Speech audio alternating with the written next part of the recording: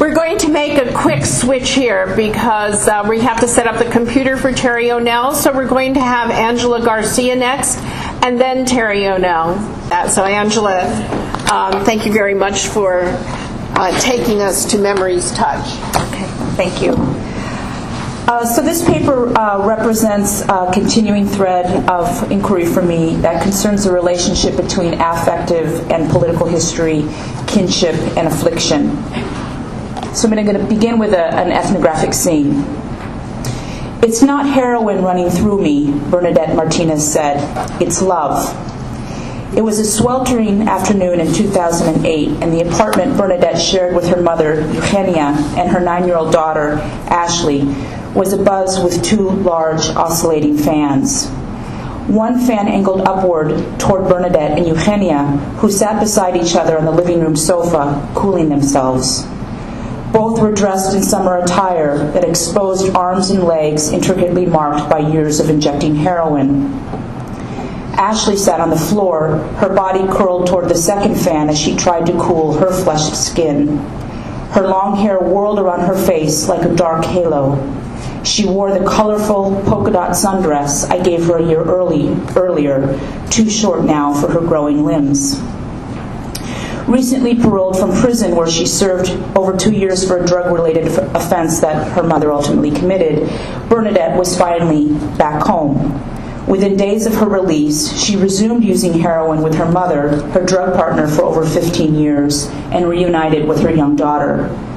The 3 generations lived together again, this time in a tiny 1-bedroom apartment in a sprawling low-income housing complex in the Espanola Valley in northern New Mexico, a historically dispossessed region that suffers the highest rate of heroin addiction and overdose in the United States. This is where I have conducted ethnographic research on heroin addiction since 2003, and I've worked closely and continue to work with the Martinez family since 2004. Following multi-generational families struggling with addiction over a sustained period has made me aware of the complex relations of belonging, feeling, and caring that are dissonant to traditional concepts of family life. And it's also made me aware of how affective and political histories, as well as social policies, undergird intimate relations of love, loss, and need. And so, among many other things, I was aware on that hot summer afternoon that Eugenia, Bernadette, and Ashley's new home was 5 miles west from La Casa Ancestral, the Martinez ancestral home in the village of Chimayo. La Casa Ancestral, home to 6 generations of Martinezes, belonged to someone else now, an outsider, as they referred to the current inhabitant, who purchased it cheaply during an especially vulnerable time. Although it had been over 20 years since the loss, the home lived on, in photographs that were taped to the apartment's thin walls, and the deep blue frame Ashley drew around the perimeter of the apartment's otherwise bare window in the historic manner of Hispano homes. And in the few objects Eugenia had saved, a tattered quilt, a ceramic honey pot, and a crucifix her father had carved out of wood. All of these things were visible from Bernadette's perch on the sofa, where she continued to describe the great feeling within her, the feeling of being back home. She said, her voice muffled by the humming of the fans and by the weight of her heroin high, "No, I don't feel like this because of drugs, but because I am here with the ones I love." How do love and drugs commingle and remake the bonds of kinship? What is the relationship between affective and political histories among heroin-using families in the Espanola Valley? And in what way do these histories shape the horizons of its heirs? And through what moral and biological processes is a new generation of Hispanos coming to be? And by Hispanos, I refer to the residents of the Espanola Valley who trace their ancestry to the original Spanish settlers who came to the region in the 16th century. And it's Hispanos in this region that account for the majority of the heroin users in the area. So in this paper, I suggest that what has become locally interpreted and engaged I suggest that love, which has become locally interpreted and engaged through the intergenerational use of drugs, that love forms connections and commons for families contending with addiction, and orients a new ethics of Hispano inheritance. In examining the relation of love to drugs, I draw attention to the affective and political genealogies of inheritance and suggest we ought to consider multi-generational experiences of addiction not only as disorder or disease, but also as a historical incarnation of a long and enduring history of dispossession and disconnection. But at the same time, and this sort of marks a shift in my thinking, I want to underscore now that intergenerational addiction is also a distinctly lively process through which kin generate and pass on a feeling of being and belonging. Thus, addicted love, concretized in practices and feelings that involve the use of heroin between parents and children, emerges at the threshold between rupture and continuity, history and ontology, injury and care. And so, in the past several years working with the Martinezes and other families, I've been trying to pursue the texture and meaning of this threshold for some time.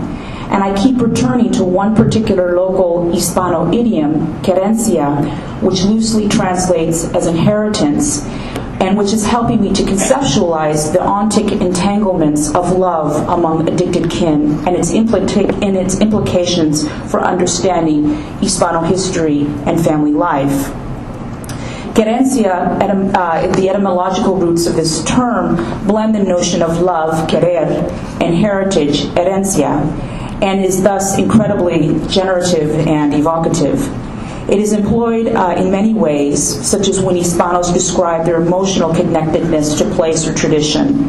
It is my querencia, one might say, speaking of a particular village or practice of agriculture or shepherding or some traditional practice. Alternatively, querencia suggests the endurance of familial or cultural commitments from one generation to the next, even those commitments that are hard to endure. Take, for example, Hispano poetry written between the mid-19th century to the mid-20th century, which I've been recently steeped in.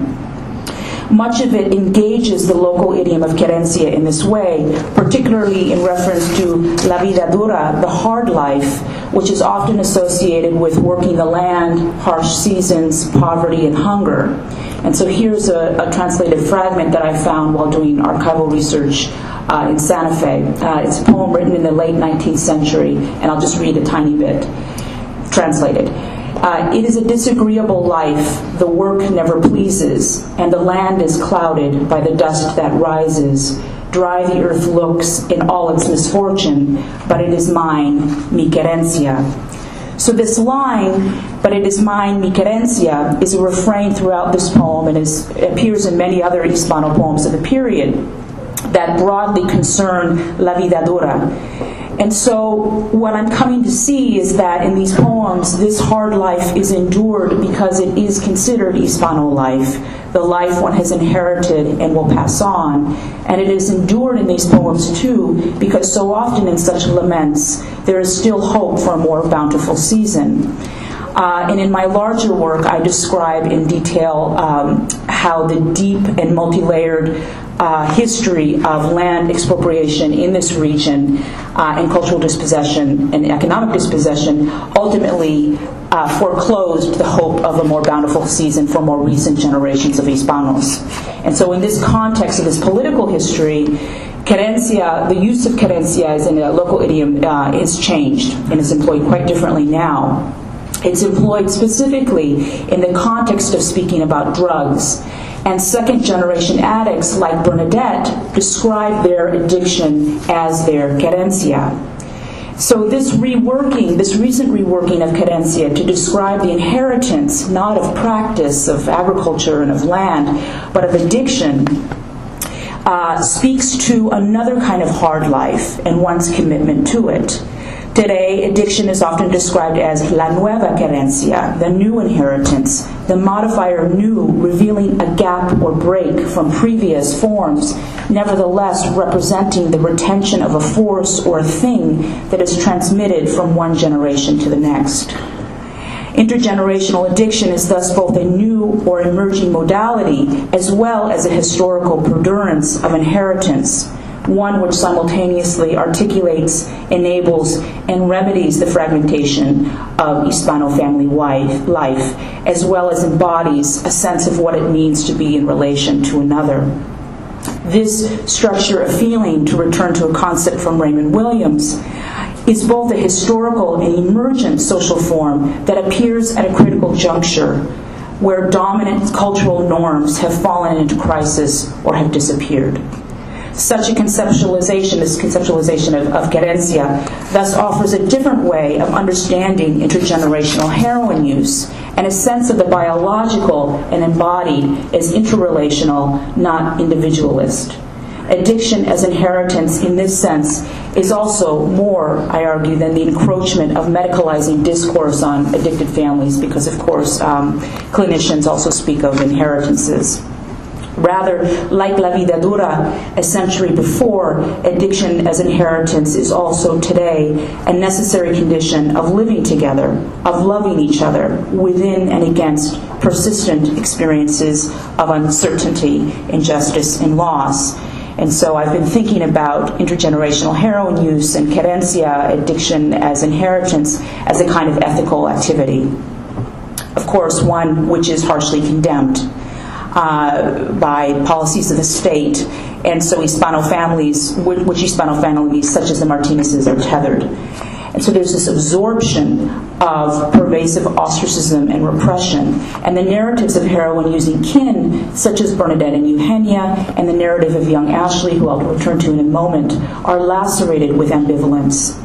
Yet, in the practice of parents and children using together, of children caring for their parents when they are sick from heroin-related illness, and in their imagining of addiction as inherited, there is, I believe, an ethical gesture through which lost and wounded forms of life are regenerated. Life which now has present physical need as horizon, but which is nevertheless thoroughly social, historical, and intersubjective. And I consider the effects of this gesture to be decisive for understanding the life world of addicted families and for advancing thinking about the possibilities and limitations of current theoretical and therapeutic frameworks concerned with affliction more broadly, especially in its transgressive and shared formations. So I return now to the scene in the living room, which I believe suggests something of the affective, embodied, and temporal nature of love and Hispano inheritance among families contending with addiction.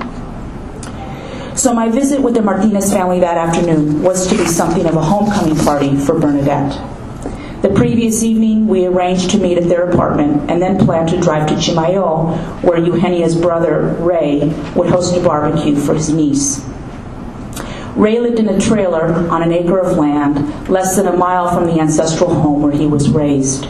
In conversations, he regularly expressed regret and sometimes frustration that his older sister, Eugenia, the oldest of 8 siblings, sold the familial home. But he was always quick to add that he wasn't much support to her back then, back when she needed him most. She did what she had to do, he would reason, although always unconvincingly. And Eugenia, just for a little background, in addition to suffering from addiction, also is considered a clinically depressed and would have been in and out of hospitals for treatment for her depression.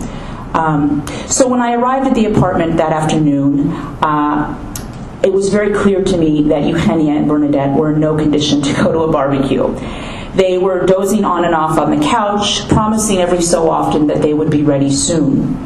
At one point, Eugenia left altogether, saying she was going to walk to the nearby convenience store to buy sodas to take to her brother's house because she couldn't show up empty-handed.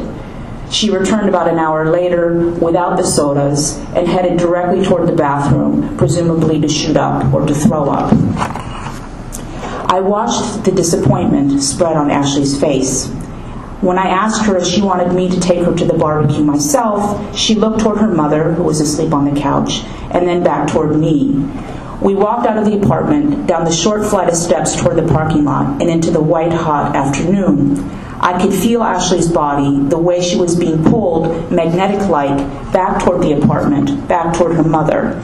And I could feel, too, how she repelled this force and moved on. Our short drive to Chimayo was awkward and quiet, and it grew even more so when we passed La Casa Ancestral, unavoidable since it is in clear view of the rural highway, indeed the only road, which connects their present village to that of their past. When the house had fallen from view, Ashley said, "My grandma grew up there. My mom did too." La Casa Ancestral was suddenly a third passenger in the car, seated between us, swallowing the air. I asked Ashley if she had ever been inside the house, and she told me she hadn't. I asked her if she would like to visit there one day, and she said maybe. And then after a short silence, she revised both of her answers and said that she felt as if she had lived there. So often does she hear stories about the house, its rooms, the parties that they had, the baptisms and weddings, etc., that took place in this home. That's how she knew, she said, to paint the perimeter of their apartment window blue. She told me that she had suggested it to her grandmother when she found out that her mother would be released on parole. Quote, "It was supposed to remind her of home," unquote, speaking of her mother. Of course, traditionally, blue is painted along the exterior of windows and doors in New Mexico in this region, not on the interior, but because this was a rented apartment on the second floor, they had to paint in the interior of the house. So Eugenia thought this was a good idea, a good way to welcome back Bernadette, and she purchased a small vial of paint, and together they painted the blue frame in preparation for Bernadette's arrival. There were about a dozen friends and family gathered at Ray's trailer, and I tried to make myself comfortable at his urging, flipping hamburgers and sipping beer. When people asked Ashley, "Where's your mom?" she answered sheepishly, "Taking a nap," or, "you know." For the most part, the gathering seemed relieved that the guest of honor was a no-show. That is, until she did show, around sunset. She was late, she said, because it was too damn hot for an afternoon barbecue. Ashley was relieved and delighted by her mother's presence. I watched her as she leaned into her mother's body, and I watched Bernadette busy cooling her skin with a cold soda can. "I'm sweaty," Bernadette said, because it was a long walk home. So I write a lot about this family, and I'm continuing to write about them and these scenes that I didn't really have a chance to write about when I was finishing my dissertation and writing my book. But there are so many of them. And to me, these scenes, and the many others that I have and that I'm now returning to, represent a kind of generational reckoning that involves a myriad of effective inscriptions, transmissions, and erasures that are located in a much broader, deeper politics of the state. The blue window, La Casa Ancestral, the feelings of love, connection, and disconnection are all embodied and cast in time by the figure of Querencia. Querencia evokes a manner by which hauntings are bequeathed and received. They communicate a sense of the past as well, I'm beginning to see, as a hope for the future. Through this reworking of Querencia and the use of heroin between parents and children, I think we can learn something of the intertwining of history and subjection, loss and inheritance, addiction and fate. It is the affective and political dissonance of what was and what is inherited that I hope to have drawn attention to here.